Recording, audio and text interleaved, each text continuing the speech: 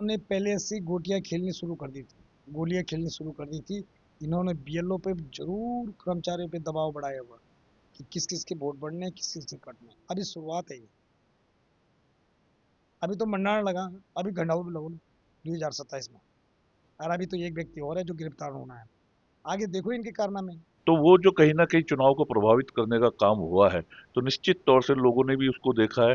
Audio clip भी viral हुई है कि किस तरह से उसमें लोग अपने लोगों को बताया जा रहा था। प्रॉपर तरीके से मतपेटियों को सील नहीं किया गया था। कुछ पेटियां तो प्रॉपर तरीके से सील होके आई है, कुछ नहीं आई है, लेकिन मतपेटियों को लाने में ढाई ढाई तीन तीन घंटे की देरी हुई है। तो ये सब चीजें, तमाम जो चीजें हैं, ये कहीं ना कहीं इशारा करती है कोई षड्यंत्र का। नमस्कार, स्वागत है आप सभी का पर्वतवाणी लाइव पर। मैं हूं आपके साथ विक्रम मिश्र। उत्तराखंड में सभी जगह निकाय चुनाव ठीक ढंग से संपन्न हुए, लेकिन ऋषिकेश शुरुआत से ही एक हॉट सीट बनकर बहुत चर्चाओं में रहा।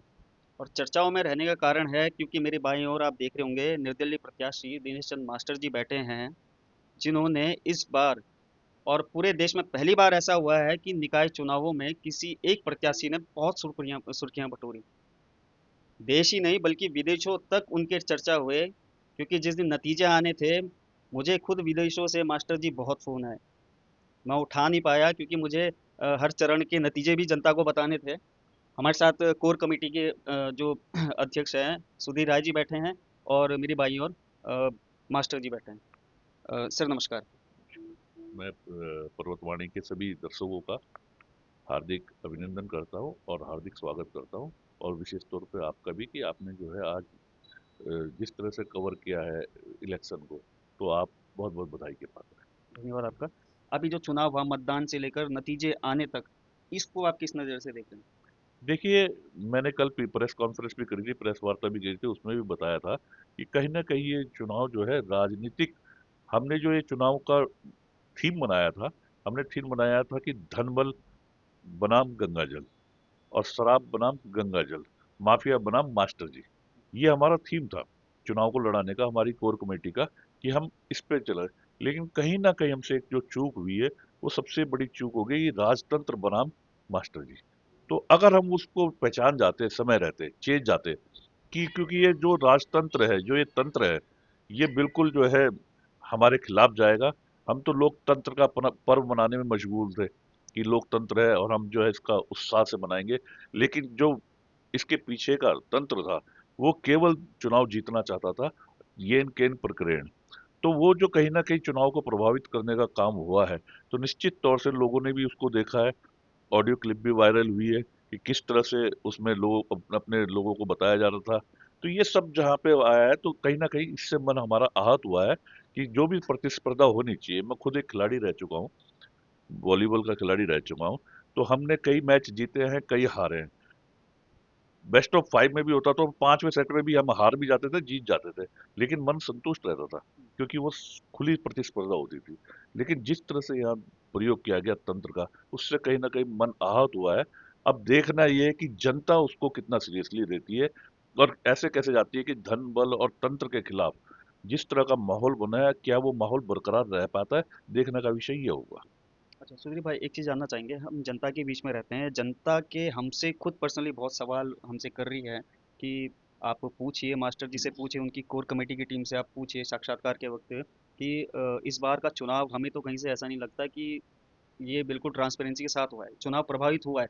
उनका सवाल कहीं ना कहीं ये भी है कि सविन बंसल जो देहरादून के डीएम है, वो रात को यहाँ क्या करने हैं अपने देहरादून को छोड़कर। ठीक है।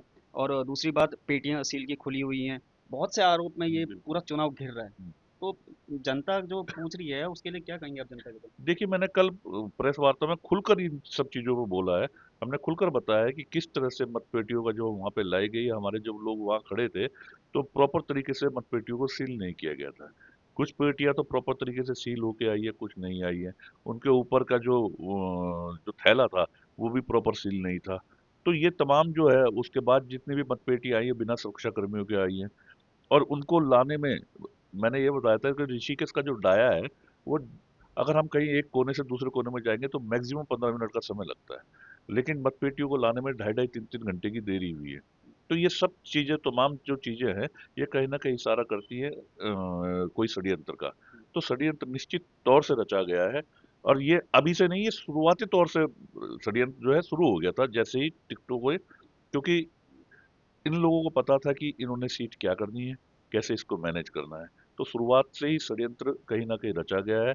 जितने भी परिवर्ती मूल वाले क्षेत्र थे वहां पे पोलिंग के समय पे पोलिंग स्लो करवाई गई है, और मतगणना के समय काउंटिंग स्लो करवाई गई है। जैसा आपने देखा होगा कि लाखों की वोटिंग, 4 लाख की वोटिंग वहां हुई है, देहरादून में हुई है, लेकिन जो डीएम है और जो एसएसपी है वो वहां छोड़ के यहाँ आए, और जैसे ही वो आए तो कहीं ना कहीं ऐसा प्रेशर का माहौल बनाया गया, और जितने भी हमारे पुलिसकर्मी वहां पर उपस्थित थे सबको हेलमेट पहना के उनको वो कर दिया गया। तो ये कहीं ना कहीं जो बाहर लोग खड़े थे उन पे प्रेशर बनाया गया, और जो लोग अंदर काउंटिंग के समय हमारे लोग थे उन पे प्रेशर बनाया गया। तो ये प्रेशर तो निश्चित तौर से बना है, और ये प्रेशर कहीं ना कहीं माहौल को गरमाने का काम करा है इस प्रेशर ने, और कहीं ना कहीं इस चुनाव को पूरी तरह से प्रभावित करने का काम इस माहौल ने किया है। तो ये पूरा पूरा राजतंत्र पूरा इसमें लिप्त था, चाहे वो राजशाही हो चाहे नौकरशाही हो। तो चुनाव को प्रभावित करने की बात तो आ रही है, जनता भी ये कह रही है। आप सभी लोग जो देख रहे हैं इस वक्त इस खबर को, आपकी क्या प्रतिक्रिया, क्या राय है, आप कमेंट के माध्यम से जरूर दीजिएगा। सुधीर भाई, एक आखिरी चीज जानना चाहूंगा। सारी चीजें तो हो गई, आरोप भी लग गए, और चुनाव को प्रभावित किस प्रकार से किया गया, किन बिंदुओं पर किया गया, ये भी आपने बता दिया। अब आगे की रणनीति क्या है, क्योंकि 27 भी बहुत नजदीक है। हम्म, तो बाजार में ऐसी बातें चल रही है कि मास्टर जी को उठाओ, मास्टर जी को जिताओ। हम्म। तो इस पर आपका क्या कहना है? देखिए, 2027 का चुनाव नजदीक है, और निश्चित तौर से जो हमारे जितना भी लोग हैं वो कहीं ना कहीं आहत हुए हैं। तो हम जनता का जो भी वो होगा कि जनता क्या चाहती है, तो जनता की भावनाओं पे हम खरा खरा उतरने का प्रयास करेंगे। निश्चित तौर से पहली लड़ाई हमारी जन इसके खिलाफ ही है, तंत्र के खिलाफ रहेगी। और अगर जनता चाहेगी कि 27 में मास्टर जी को विधायक के रूप में देखना चाहेगी, तो निश्चित तौर से हम ये जो तैयारी है, बिना चूक के, जो चूक अभी भी है बिना चूक के वो तैयारी करने का भी काम करेंगे, और मास्टर जी को विधायक बनाने का भी काम करेंगे। तो इन सब में हम तैयारी करेंगे, और इसमें हम आज से लग गए हैं। और बाकी जो है, जो हमारी कोर कमेटी है, कोर कमेटी के सदस्य जो सोचेंगे, क्योंकि ये चुनाव है, ये चुनाव बहुत आगे जाने वाला चुनाव है, इसमें हर तरीके का हर पहलू को हमें समझना होगा। तो कोर कमेटी जो डिसीजन लेती है, जनता जो डिसीजन लेती है, तो जो भी डिसीजन आएगा, चाहे वो किसी किसी को भी चुनाव लड़ाने का हो, हम लड़ाएंगे, और बड़ी शिद्दत के साथ लड़ाएंगे, और इस बार जो 20 साल का सूखा है वो समाप्त करने का काम करेंगे, और निर्दलीय प्रत्याशी के तौर पर लड़ाएंगे, लोगों की भावना के अनुरूप लड़ाएंगे। चलो, धन्यवाद आपका बहुत बहुत जुड़ने के लिए। मास्टर जी, नमस्कार, आपका नमस्कार, स्वागत है। नमस्कार, नमस्कार, नमस्कार। जनता तो कह रही कि आप 27 माह के छक्का मारो, क्या है आपकी इस पे प्रतिक्रिया? पहले तो मैं धन्यवाद दूंगा अपनी कोर कमेटी को कि जिन्होंने मुझे जन्म दिया। अब जब जन्म दिया है तो कमलदनी पे जब सूर्य की किरणें पड़ती है तो कमलदनी खिलती है, कमल का फूल, एक फूल, पुष्प, बिल्कुल। कोई पुष्प है वो खिलता है सुबह। तो ऐसे ही कोर कमेटी ने मुझे जन्म दिया, और ऋषिकेश के नगर निगम के जो मतदाता हैं उनका, उसके आसपास के क्षेत्र का, मैं सोचता हूँ समस्त उत्तराखंड क्षेत्र का, जो देश विदेश में रह रहे हैं, उनका सबका मेरे पे वो रोशनी आई। और मैं उनकी, जैसे उन्होंने चाहा, जिस तरह से उन्होंने लड़ाया, मैं चुनाव लड़ा, और रिजल्ट आपके सामने है।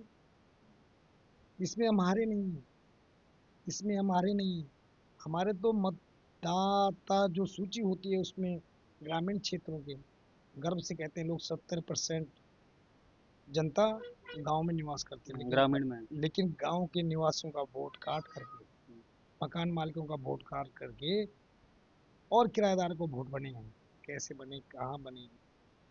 और भाई, ये जनता है, सब जानती है, मुझे हार का कोई भी शिकवा नहीं है। लेकिन जीत से ज्यादा हार के, मतलब कि आपके ज्यादा चर्चे हैं शहर में। हाँ, मैं कल भी बोला था शायद कि जीतने वाले, आपकी शायद खुशी इतनी नहीं जितने हारने वाले की चर्चा है। और आप भाई साहब जीत के घमंड मत करना, मैं हार के मायूस हूँ। अच्छा मास्टर जी, अब शुरुआत करेंगे। ये हमने अक्सर जो भी निगम में चाहे चुनाव चला हो, चाहे पालिका में चला हो, हमने सारी जगह की खबरें उस दिन दिखाई जिस दिन मतदान हो रहे थे। कैसे कहाँ क्या चीज़ें, कई जगह मतदान जो है बहुत धीमी गति से चल रहा है, कहीं फर्जी वोट डालने की खबरें आई, कहीं तो लोगों ने पूरी सड़क को घेर लिया, हाईवे जाम कर दिया कि हमारा लगभग हम 1000 लोग हैं, हमारा मतदान सूची पर नाम ही नहीं है। बीएलओ के सीधे ऊपर आरोप लगने चाहिए, क्योंकि काम पूरा बीएलओ का है। तो आप इस पूरे चुनाव को, जिस दिन मतदान होता है और जिस दिन नतीजे आते हैं, आप किस तरह से देख रहे हैं इस पूरे चुनाव को? ये जो राजतंत्र है ना, इन्होंने पहले से गोटियां खेलनी शुरू कर दी थी, गोलियां खेलनी शुरू कर दी थी। इन्होंने बीएलओ पे जरूर कर्मचारियों पे दबाव बढ़ाया हुआ कि किस किस के वोट बढ़ने हैं, किस किस के कटने हैं, कौन कौन हमारा है कौन पराया है। इन्होंने तो ये जो मेला है, जो ये पवित्र त्योहार है, इसको लोकतंत्र की तरह नहीं होने दिया। आपके सामने हमारे बहुत ही सम्मानित ऋषिकेश के प्रथम व्यक्ति का क्या कहा, ऋषिकेश विधानसभा के प्रथम व्यक्ति ने क्या कहा सबके सामने। वो मैं क्या बोलूँ, मुझे तो जितने भी गालियां पड़ेंगी मैं सोच रहा हूँ मेरे पे फूल बरस रहे हैं। बाकी अभी शुरुआत है ये, अभी तो मंडाण लगा, अभी घंटाओं भी लगो 2027 में। आपने मंडाण लगाया, मंडाण की आवाज़ तो अमेरिका तक गई, दुबई तक गई, मुंबई, चंडीगढ़, ना जाने भारत ही क्या, बाहर से ही मेरे को इतने फ़ोन आए 5वें राउंड की, जब मैं घोषणा करने जा रहा था, क्या चल रहा है, क्या नहीं चल रहा है। तो मंडाण की आवाज़ तो सब जगह जा रही है। जब बद्रीनाथ के पट खुलते हैं, केदारनाथ के पट खुलते हैं, गंगोत्री यमुनोत्री के पट खुलते हैं, तो अधिकतर आदमी यहीं आते हैं। जो शंख बजाना बज गया, ऋषिकेश के समस्त जनता और जनता को पता है इस समय अगर हमारी हुई है तो कुछ भूल हुई है। कमल कमल हमारी भूल थी। 2027 सब कुछ ठीक होगा। और 2027 में ऋषिकेश विधानसभा ही नहीं, और विधानसभा, अभी तो ग्राम पंचायत, जिला पंचायत, क्षेत्र पंचायत को चुनाव होने हैं, वहाँ भी थर्ड फ्रंट ही आगे रहेगा। क्योंकि मुझे कई जगह से फोन आ रहे हैं, कई ग्राम सभाओं से, कि भाई अब तो ना जो बीजेपी ना कांग्रेस का होगा, उसको हम ग्राम प्रधान बनाएंगे, उसको क्षेत्र पंचायत बनाएंगे, उसको जिला पंचायत बनाएंगे। क्योंकि इन्होंने देख लिया इनके कारनामे। भाई मैं भी तो किसी राजनीतिक पार्टी से जुड़ा रहा, मैं भी प्रदेश में उपाध्यक्ष था, और एक देश की बड़ी हॉट सीट सोनिया गांधी का एक विधानसभा का प्रभारी रहा। लेकिन हमने देखा देखा देखा बीआरएस लिया, फिर हमने लिया बीआरएस। क्योंकि अभी तो, और बाकी तो इस चुनाव से तो अभी तो बीज बोए गए, जो इन्होंने नफरत के बीज बोए ना, उसके अंकुर फूट रहे हैं। और जो हमने बीज बोए उसके भी अंकुर फूट रहे हैं।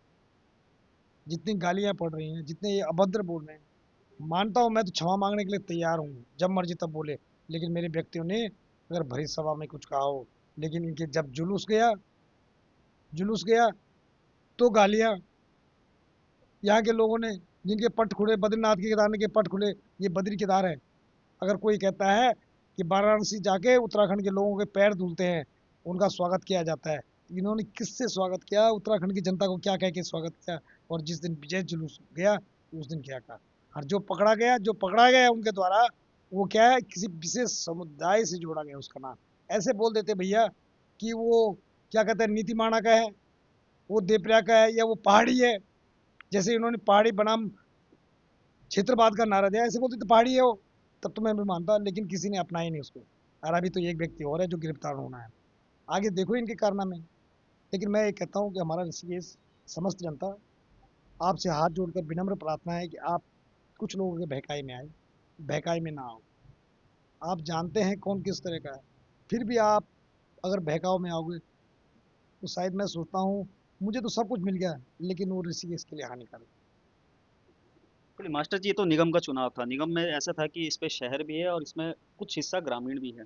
लेकिन अगर हम वही बात करें 2027 में जो चुनाव होगा विधानसभा का, उस पे तो सबसे ज़्यादा रेशियो तो ग्रामीण क्षेत्र का है, शहर उस पे कम है। तो अगर आपकी कोर कमेटी आपको बोलती है चुनाव लड़ने के लिए, तो क्या आप निर्दलीय होकर फिर से चुनाव लड़ेंगे विधायकी का? वो कोर कमेटी तय करेगी, जो कोर कमेटी का फैसला होगा। और मैं तो जनता का उम्मीदवार हूँ, मुझे मान्य है। मैं, ऐसा भी नहीं है कि चित्त भी मेरी और पट भी मेरी, ऐसा कुछ नहीं है। औरों को भी मौका मिलना चाहिए। मेरे लिए मैं कुछ नहीं हूँ, हम हैं, परिवार है। परिवार में किसी और अगर दूसरे सदस्य को भी मौका मिलता है तो मैं खुश होऊंगा, उत्साहित होऊंगा, अति उत्साहित। ये हमारा अपना फैसला, अपना घर का वो है, इसमें तो बाहर वाले को कोई मतलब नहीं। क्योंकि यहाँ तो झगड़ा है ही नहीं, झगड़ा होता तो कई वो हो जाते हैं। आज तो अगर सब अगर झुके हैं तो ये एकता भी झुके हैं, ये गुलदस्ते को देख देख के झुके हैं। गुलदस्ता आगे भी गुलदस्ता बना रहेगा। चलिए, तो ये देखिएगा एक प्यारी सी मुस्कान और एक सरल सा स्वभाव कई लाखों करोड़ों लोगों का दिल जीत कर बैठी है। मास्टर जी, अंत में कुछ कहना चाहेंगे ऋषिकेश की जनता को जिन्होंने आपको समर्थन दिया, इतना प्यार दिया, इतना सहयोग किया?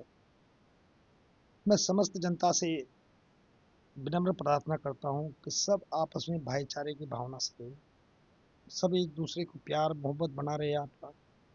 और जहाँ जहाँ मेरी आपको आवश्यकता पड़े, मैं 24 घंटा आपकी सेवादार, शब्द जो मैंने बोला था, मैं आपका सेवादार हूँ, गंगा का बेटा हूँ। जैसे गंगा के तरह पवित्र रूप से मैंने चुनाव लड़ा, ऐसे पवित्र रूप में, और जो आपने मुझे कहाँ का कहाँ पहुँचा दिया, अर्श वो कहाँ से कहाँ पहुँचा दिया, तो मैं ऋणी हूँ आपका। 24 घंटा आपके मुझे जहाँ जहाँ जरूरत पड़े, मेरा खून का एक एक कतरा अगर कहीं आपका काम आए तो मुझे बड़ी खुशी होगी। चलिए, धन्यवाद आपका जुड़ने के लिए। तो आज हमारे साथ खास मेहमान थे सुधीर राय जी और दिनेश चंद मास्टर जी।